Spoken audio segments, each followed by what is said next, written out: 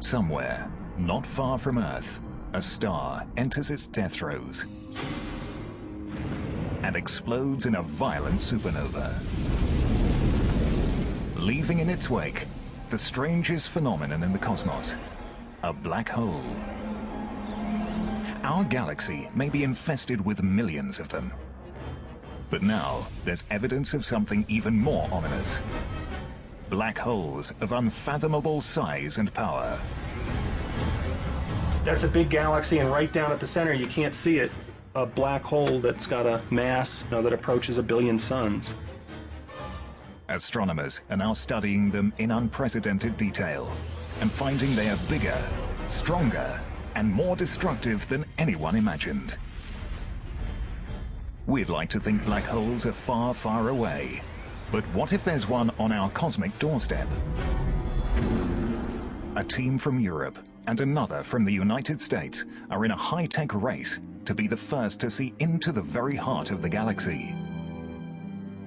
Now, an extraordinary new experiment is giving astronomers a first-ever glimpse inside a black hole to see what's in the lair of the monster of the Milky Way.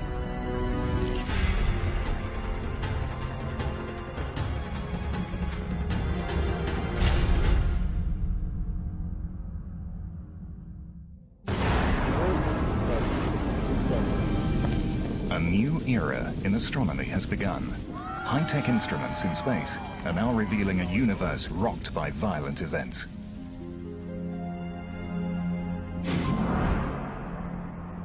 JPL Com, Chandrosi. In the distant galaxies, astronomers have witnessed space and time shattered by eruptions so vast they boggle the mind. To put this on sort of an Earth scale, it's equivalent to about 1 trillion atomic explosions. But what could produce such awesome power? Whatever it is, it lives at the center of our own Milky Way. Scientists now believe it is the largest and most powerful object in the universe, and yet it emits no light. It is called a black hole. First suggested by Albert Einstein's equations, a black hole is space and time twisted into a furious knot. But the great scientist believed it could never exist in nature.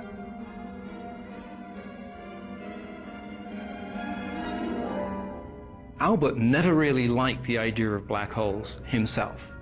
He thought they were anathema. This was something that nature should avoid.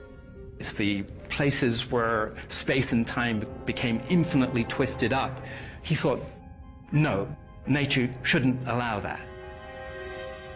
Black holes are certainly odd beasts in the universe. They were thought to be peculiar, so peculiar as to perhaps not even really exist in the real world.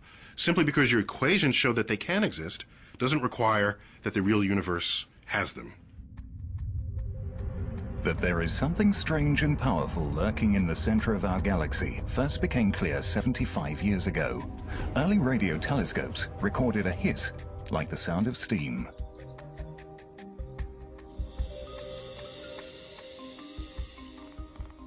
As a young astronomer, Eric Becklin was determined to get to the bottom of this mysterious energy source. First, he had to find it. There was a radio source called Sagittarius A, a very strong radio source, but there was even debate whether that was really the center or not. Astronomers knew that the centers of other galaxies are tightly packed with stars, but when they tried to see into the center of our galaxy, those stars were obscured behind a thick veil of dust. There is so much dust between us and the galactic center, it is completely opaque. You do not see the stars in the galactic center. The most powerful telescopes cannot see it.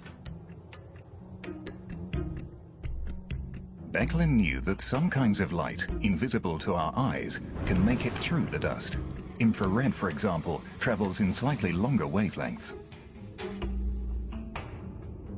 Infrared radiation gets through the dust because its wavelengths are longer and the dust just kind of rides on the infrared wave.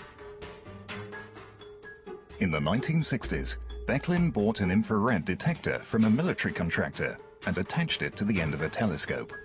It was in August of 1966. It was a beautiful night. As we were looking with the infrared detector, we were seeing more and more stars, and the signal increased, and each star gives you more signal, and we were building up. As we were getting closer to the center, more and more stars. We were actually seeing through the dust for the first time, and then came to a peak, and then back down again.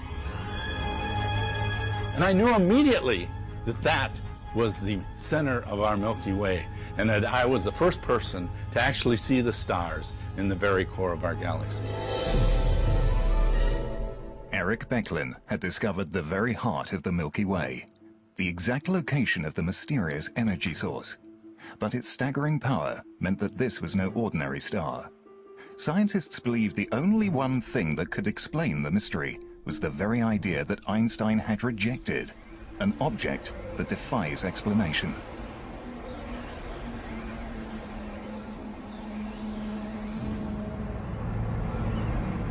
What's a black hole? It's this monstrous, mysterious thing. It's a point of infinite density. We don't know how to wrap our brains around that. It's a region where space and time have closed in on itself. A black hole is a region of space where the pull of gravity is so immense that not even light can escape it. You reach the point where light cannot even come out. And if light can't come out, you're not coming out. And if light plus you are not coming out, it's a black hole. There's no other phrase we can possibly use to describe it. Welcome to the strange world of extreme physics, where space and time literally cascade into the abyss.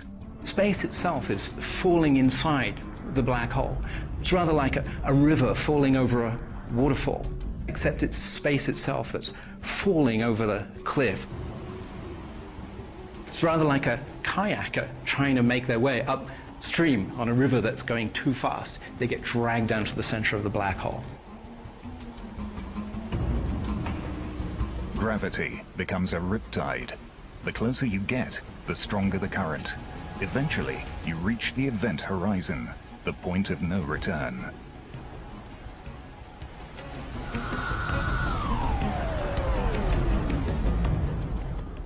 Matter goes inside the surface of the black hole, shrinks down to the very center, where it gets destroyed in a region of infinite warp space and time, and it's gone.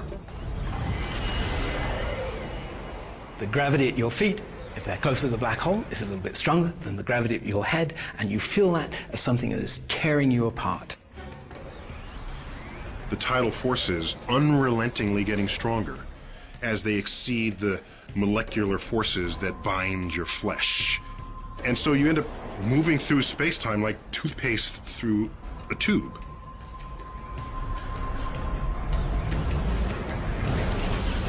And ultimately, you will pull your atoms apart. You will be, as we say. As strange as they are, black holes are a product of the familiar universe of stars and gravity. They have their genesis in a type of enormous star called a red supergiant. It is 10 times heavier than our sun, yet it will burn itself out in a fraction of the sun's lifetime.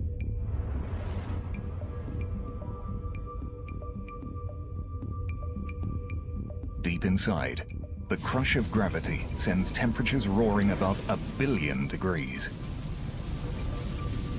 Helium and carbon fuse into heavier elements: oxygen, silicon, sulfur.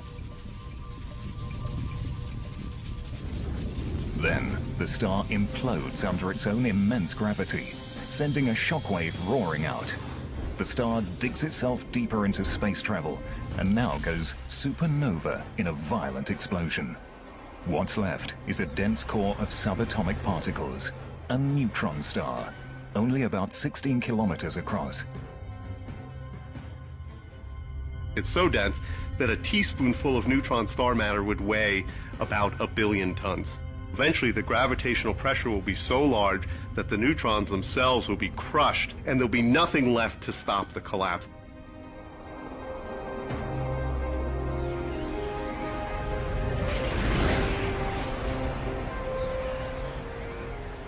A black hole is born. It's 1 million times the mass of the Earth, but compressed so tightly, it literally exits the known universe. Now, the effect of that mass is still in our universe. The mass is still here in that it's causing this fold in space that goes all the way down. It's become a hole. The best way to look at it is, if you stick your finger down in there, you ain't getting it back. We know exactly what effect a black hole is going to have on its environment, on the stars in its vicinity, on the gas that wanders a little too close. So, will we ever see a black hole? No. But that's not what's important here. What's important here is we can see its paw print. In search of a black hole's paw print, Eric Becklin is on a lifelong quest to probe the center of our galaxy.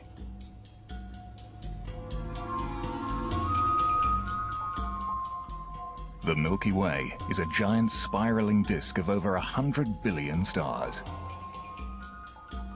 Our sun is about halfway out, in the peaceful suburbs. Becklin is headed to the galaxy's most exciting and most violent zones. But to make the final leg of the journey, he would need help. So he turned to a rising star in astronomy. Andrea Getz believes that the key to finding a black hole at the center of our galaxy lies in tracking the stars that buzz around it. For about 3 decades or so, there has been this question of whether or not our galaxy harbors a supermassive black hole at its center. And the key to answering this most definitively is to watch stars at the center of the galaxy orbiting. Getz's team set up at the newly built Keck telescope on the summit of Hawaii's Mauna Kea volcano, the largest telescope ever built. Our view to the center of the galaxy is absolutely superb. Our ability to position stars at the center of the galaxy is like somebody in Los Angeles seeing somebody in New York be able to move their finger like this, okay, just 2 centimeters. That's the precision with which we can measure something that is 26,000 light years away from us. Madeline, we're ready to go? The conclusive experiment to be done that really demonstrated that it was a black hole was to follow the orbits of individual stars very, very accurately and with the highest precision possible. But the stars in the center of the galaxy were not the only thing Getz and Becklin had to keep track of. Another group, working in the mountains of Chile, was hot on the same trail, led by Reinhard Genzel from Germany. This guy here. Yeah. It's a little too dense to be just a random collection. We suspect that in the galactic center there may be hiding very massive black holes. To really be sure that they are black holes, we have to go in there as close as we can, so we can make measurements really good enough now that we can say it must be a black hole. Both teams wanted to be the first to prove that our galaxy harbors a supermassive black hole, but Genzel and his team had a 3-year head start. The amazing precision of Keck is the ace in the hole for Getz and her team. Mark Morris is a veteran of the Galactic Center search. The German group had already started to make headway on the Galactic Center even while we were deciding to pursue this. So we knew that in a head-to-head competition that as long as they were using the small 2.2 meter telescope that they were using compared to our 10 meter telescope, that we would blow them away. Bright speck on the top of this inset. That's the star which really has given us the essential clue for the black hole. It was certainly high excitement, but on the other hand, we would have to compile like at least 5 years of data before we could see the stars move. But what kind of cosmic monster was pulling the stars along? This is our roadmap, and that's the center of our galaxy. There's a large cluster of stars that are orbiting the center of our galaxy. Basically, the way this experiment works is you take an image, you see where all the stars are, and then you come back sometime later and you take another image and you look to see if they've moved. So the second time we took an image, we knew we